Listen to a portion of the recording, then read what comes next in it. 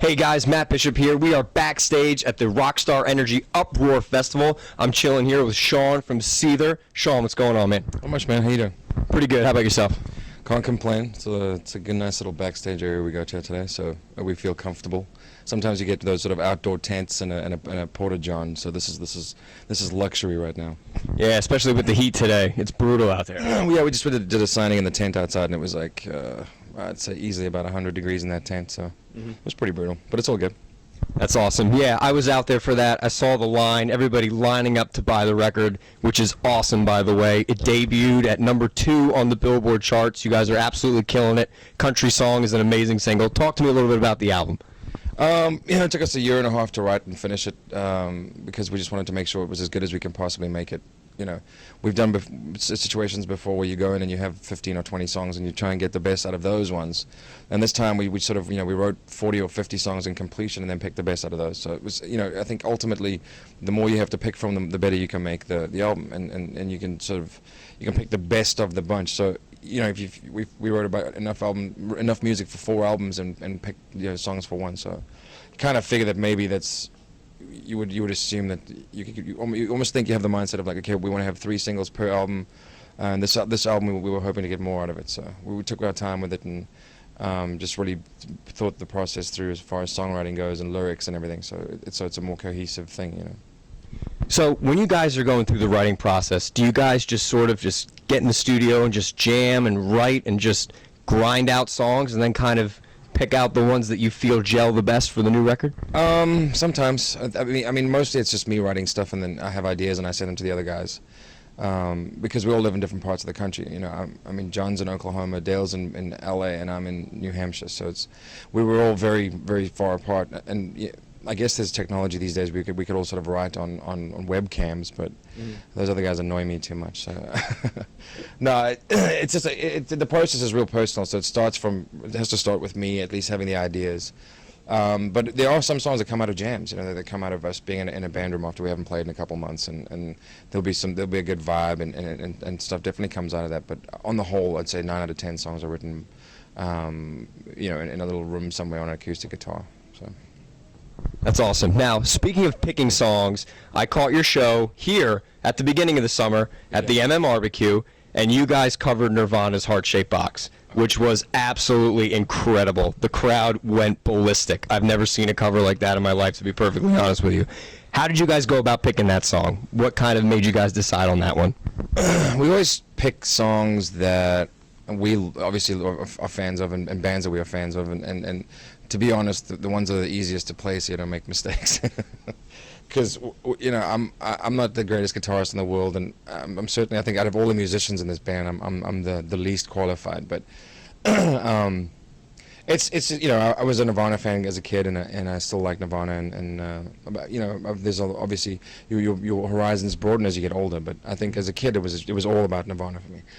Excuse me. So I got to a point where I'd sort of burnt out on that, and then I started listening to pretty much anything else I can. But so we've done Neil Young, we've done Alice in Chains, we've done Smashing Pumpkins, we've done Mad Season. We just obviously, of course, we did George Michael, which was, but we like to pick songs that we are interested in playing, and something that most of the time something that people don't expect. I mean, I think people expect maybe a Nirvana song because we've done so many in the past, but.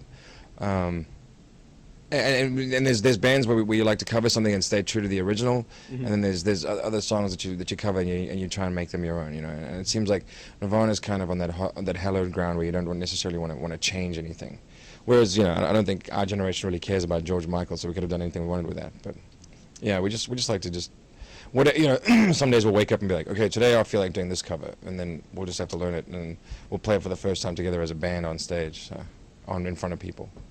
But we just like to wing it. That's awesome. Now, this is the kickoff stop of the Rockstar Uproar Festival. How excited are you guys to be a part of such a huge tour? So far, it's been the best organized tour we've ever been on, as far as backstage and how everything runs and how smooth it is, and it's kind of like this well-oiled machine right now. So I'm really excited about that. Day one went so smoothly. Normally day one is the one where it's just like everything falls apart, and you identify all the weaknesses in the chain, and there really aren't any today. So far so good. And you know, we play 40 minutes every day. So it's kind of a cakewalk. I mean, it's kind of like a vacation, to be honest. You know, it's a rolling summer camp that we're on right now, and you know, we're looking forward to it. It's probably by the time it gets done, we'll wish it was longer. But you know, there's always next year. We'll maybe get on something else. But yeah, it's going to be a good time. Yeah, I'm sure it's going to be a wild time. We got a chance to catch up with some of the other bands, and they were talking about past tours and all their crazy experiences. What's probably like the coolest moment you guys have ever had on any tour?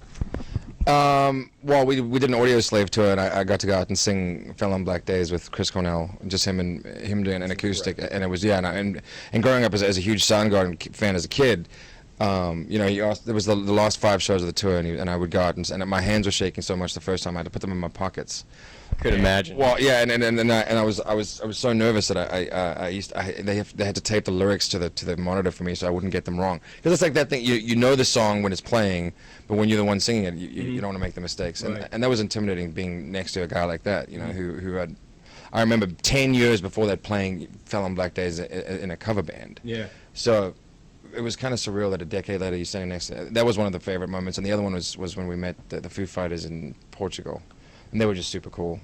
You know, they're incredible. Well, I'd even quit smoking, and Dave Grohl offered me one of his like Marlboro Reds with no filter. I was like, I'm smoking again then, because you know, I was like, you're not gonna say no. Right. Can't say no to Dave Grohl. Yeah.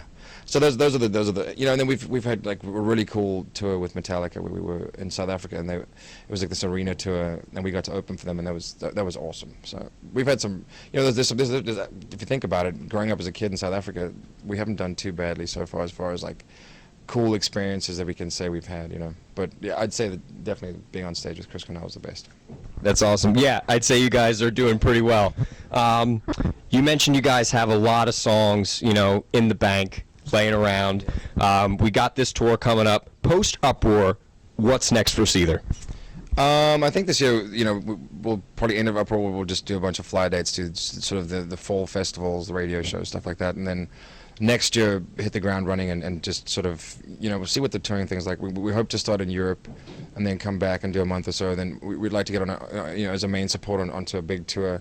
It's always nice to be the main support on any sort of, you know, any bigger band's tour, because you play 45 minutes to an hour. You don't have to worry about the ticket sales. And it's, you know, you get to play to more people than you normally would, because it seems like it's a tough market out there right now, you know, and especially, you know, trying to sell tickets and kids, you know, there's, you know, it's do I buy a 6-pack or do I go to a show, you know? Well, that's what I'd be doing anyway. So it would be nice to see sort of, you know, around sort of middle of next year to do a proper headlining tour of our own, take out some bands that we want to take out, and maybe do something that's on a smaller scale to this, you know, just to sort of have 3 or 4 support bands that people feel like, you know, it's worth spending $20 to go to that show. So that's the goal right now. I got you. Shaun, thanks so much for sitting down with me, man. Guys, Seether, catch them on the Uproar Festival. Fantastic band live. You might catch a sweet cover or two. Who knows? And Holding On to Strings, Better Left to Fray. The new record from these guys is out now. It's phenomenal. Go get it and crank it up. Crank it up!